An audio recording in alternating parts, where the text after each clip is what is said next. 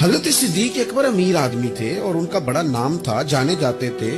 جب انہوں نے کلمہ پڑھا نا، ہلچل مچ گئی کہ ابو بکر کلمہ پڑھ گئے.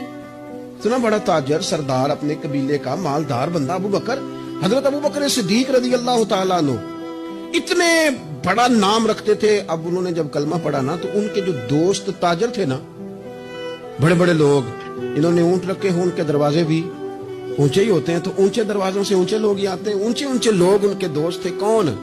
سب سے امیر آدمی حضرت عبد الرحمن ابن عوف، مکے کے بہترین تاجر حضرت عثمان غنی، حضرت زبیر بن عوام، حضرت سعید بن زید، حضرت طلحہ بن عبید اللہ، یہ ان کے دوستوں کی جماعت تھی. یہ سارے اکٹھے ہو کے نا تو تصدیق کرنے گئے. جا کے کہنے لگے ابو بکر آپ نے کلمہ پڑھ لیا سنا ہے؟ آپ فرمانے لگے سادہ تو نہیں نا اس سوال کا جواب، یہ کوئی عام کسی کا ذکر تو نہیں نا کہ میں فٹافٹ کر دوں، ذرا بیٹھ جاؤ. یہ بات میرے دل آمنا کے لال کی باتیں کرے، ذرا بیٹھو نا، تسلی سے بیٹھو. بیٹھ گئے. حضرت صدیق اکبر نے بات شروع کی. انہوں نے نا کلام شروع کیا تو اس میں والہانہ پن اتنا تھا، پیار اتنا تھا. انہوں نے حضور کا تذکرہ یوں کیا، کبھی اخلاق کی بات، کبھی کردار کی بات، کبھی تعلیم کی سچائی کی بات، کبھی زبان کی صداقت کی بات.